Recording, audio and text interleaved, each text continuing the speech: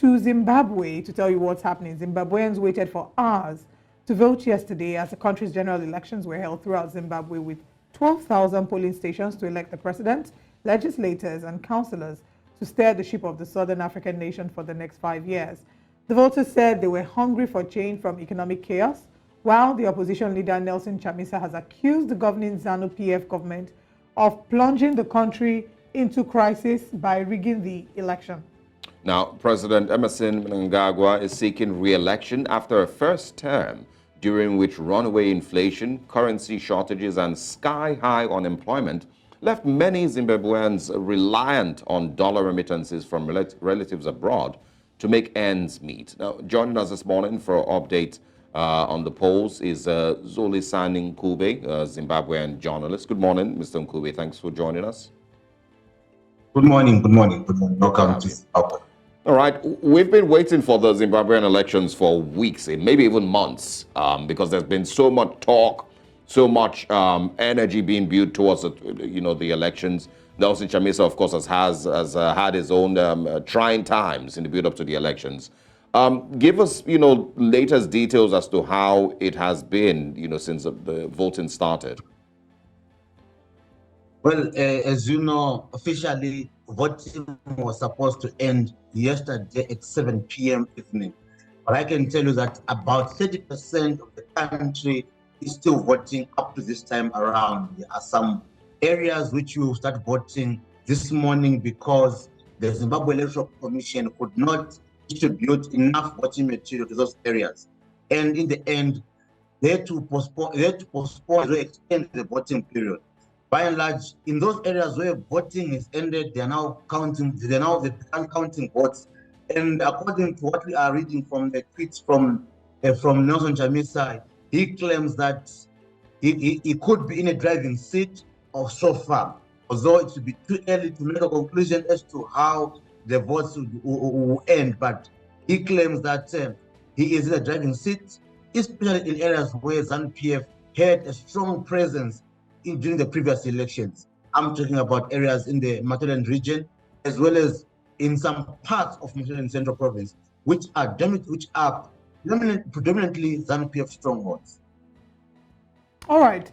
Let's talk about the realities of what the people of Zimbabwe are experiencing as regarding the elections. I did see clips on social media of some people stating that as much as the polling stations were meant to be open at 8 a.m., some had been there as early as 5 a.m. and even as at 8 p.m., they didn't get to vote. So give us a clear picture of what exactly the voting day looks like, what the position of the ZEC is, as well as what the position of President Emmerson Mnangagwa is as regards extension of the elections.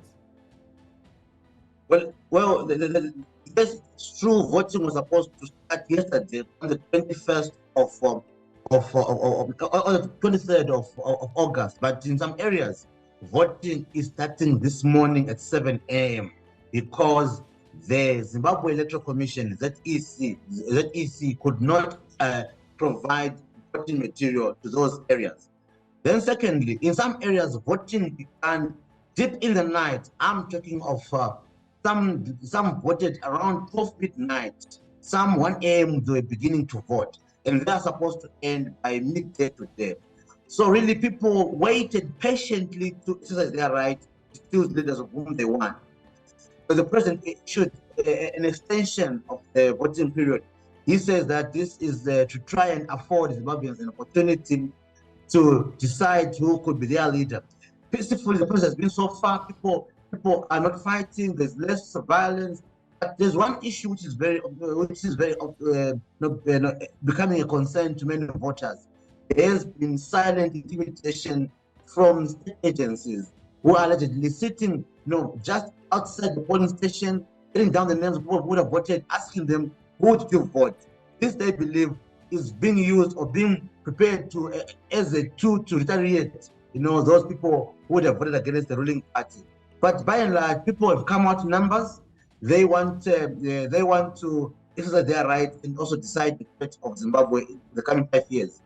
The Zimbabwe Electoral Commission says that 6.6 million Zimbabweans are supposed to vote in this year's election. Okay. And I'd like you to also talk about the CCC. Before the 21st of August, the CCC have complained, cried, and argued that Zanu-PF has opposed them and bullied them.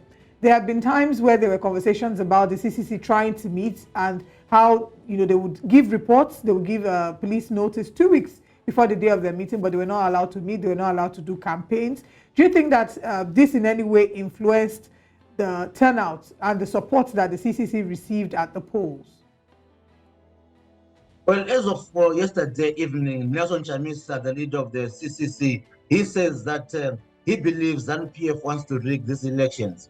He mentioned that at least 100 rallies which he was supposed to address were banned by the police. He also raised that he was denied access to the voters' roll. Definitely, this has got an impact in terms of how people will come out and support him. He also mentioned the issue of unfair access to the public media.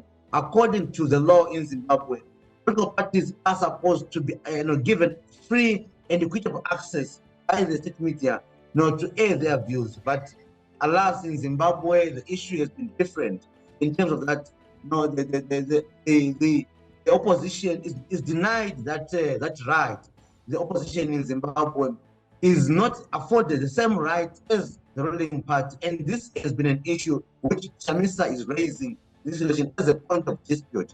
What I'd like to see is an event that the election goes not in his way. He would most likely take this issue to court, and you raise those issues of voters' roll, issue of intimidation, abuse of the chiefs, in rural areas to try and intimidate villagers to vote for a certain political party, which in this case is the ruling party Zanu-PF. Okay, let's quickly watch a video by Nelson Chamisa, and then we'll get back to you. Here, of course, his latest statements. This is a clear case of voter suppression, a classic case of Stone Age, antiquated, analog rigging, where you say, find an excuse to say, we have all the other ballots, the presidential ballot is there, the parliamentary ballot is there, but you don't have the council candidates ballots. Across the country, people are clear that they want change, and they support us. I mean, you can see that Zanu-PF are very desperate. They are battled. They did not start today. They did it with the issue of the nomination. They did it even before the nomination, the gerrymandering in terms of the boundaries.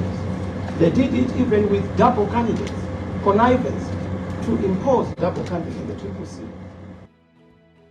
All right, there, of course, Nelson Chamisa, the CCC candidate in Zimbabwe's elections. Mr. Mugabe, let's get back to you. He is, of course, accusing the government of electoral fraud, and rigging, of some sort. I've seen reactions to the tweet by Nick Mangwana. And of course, people have accused him of also failing the people of Zimbabwe. So from your perspective, would you say that the Zimbabwe Electoral Commission, had maybe logistics issues, just like Nigeria's INEC had during its elections? Or, were some of these things intentional? The fact that voting materials didn't get there in time, people, waited almost 24 hours before they were able to cast their vote. Sometimes maybe they didn't even cast their votes at all. Were these logistics issues? Did the ZEC have enough time to prepare for these elections and still failed? Well, I may tend to agree with Chamisa, because areas where these issues are so much pronounced or are so much predominant, these are areas which the Triple C has control and has support. So it seems as if where Zanu-PF enjoys support, everything went on smoothly. There has been no complaints of voting material being delayed. As well as the question is, there were no legal issues to do with the local government elections or local government candidates. There were issues to do with the presidential candidates as well as some parliamentary candidates. But from what we know, all the voting material for the parliamentary candidates were there. The presidential voting material was there. So why the local authority? This seemed as if it's a ploy to try and frustrate the voters in urban areas where the Triple C is very popular. I would tend to agree. Yes, there could be issues to do with the printing as well, but the key issue is the Zimbabwe Electoral Commission did not give political parties enough information as to who is printing these ballots, who, where, and how many votes they are, how many papers they are printing. Maybe just to bring you to speed is only 2 days ago, before the election, ZEC told the public that they have enough voting material. They even said that they had printed an allowance of 10% extra to cater for in an eventuality whereby there are more voters than those on the voters. So this means that where are these voting material? What happened to the 7%? Why are we finding shortages in terms of this material, especially in urban areas? So there is that one could be forgiven to believe that this was a ploy, and definitely seems as if Zanu-PF had a bigger hand on all the others. All right. Now, information reaching us is that even as at this moment, there are people who unfortunately have not voted. There's a clip of people in queue in their numbers at Glenora who are yet to vote. There are people who have posted pictures of their thumbs stating that they finally were able to vote after, I did see one by the name Tanaka, 24 hours, 36 minutes after going to the polls, she finally was able to cast her vote. So it's safe to say that there are lots of irregularities that have marred this current election. Where do we go forward from here in Zimbabwe? What do we expect to be done? Do we expect that with all of this irregularities that have marred the elections, that whatever the results are, that the people of Zimbabwe will embrace the results wholeheartedly? Oh, even from the history that we have encountered with the previous elections, this is the worst organized. This is the worst organized election. Probably as a journalist I've covered around 4 elections before. I covered the 2008 election. I covered the 2018 election. I covered the 2018 election.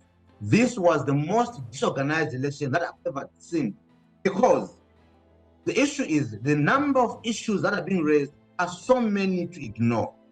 So whoever wins this election, there is an issue of credibility of the vote itself. There is an issue of credibility about the process leading to the result. And an election is not about a result, it's about the process which feeds into a result.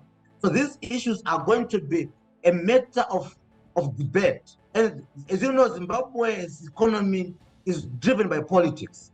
Zimbabwe's economy has largely been driven by politics. The world has political issues to settle Zimbabwe. So those issues, if not addressed in a manner that brings peace and stability, Zimbabwe could still find itself in the same manner it was yesterday, whereby its economy will remain in doldrums for the coming 5 years, whereby issue of instability, issue to do with legitimacy will remain overhead for the country's leadership. Whether Chamisa wins the election or whoever wins the election, the issue of the credibility and integrity of the vote will remain up for contestation. All right. I also want to ask, what does a Emmerson Mnangagwa victory mean for Zimbabwe? I mean, if after, of course, the votes are counted, he once again is re-elected, what does this mean for the people of Zimbabwe? Well, it means economically you continue on the same trajectory where we have seen him making inroads in terms of project development. He has been building roads, he has been building dams, he has been building airports on trying to expand the kind of the economy. It also means that on the political front, there could be more laws to try and speak for democracy, to try and put away or destroy sending voices. It also means that the international community could have to accept a reality that they will have to work with a hardline Zanu-PF. There is no kind of reform expected from Zanu-PF when it comes to politics and human rights issues. So those are the kind of issues. It also means that a continued isolation of Zimbabwe by the European community, by the world that is viewed to be pro-democracy, but as well as an entrenchment of Russia and China in Zimbabwe's dominance, because he has a very close tie with Russia, a very close tie with China, a very close tie with Belarus and the like-minded countries. So this is what it means if Mnangagwa is declared the winner come Monday morning when the Electoral Commission is supposed to announce the result. Wow. Interesting update there. Zimbabwe has about 6.6 million registered voters, and of course we have 11 candidates, including a woman. Although the most talked about candidates would be the candidates of the CCC and the Zanu-PF. We do say that right now we wish the people of Zimbabwe all the best in these elections. What shape and form that will take, we do not know, seeing as all the irregularities that have marred a portion of the election have come to the surface, but we do not know what that would look like. But we certainly will be following the updates with the elections in Zimbabwe. Thank you so much, Mr. Nkube, for your time with us this morning. My pleasure.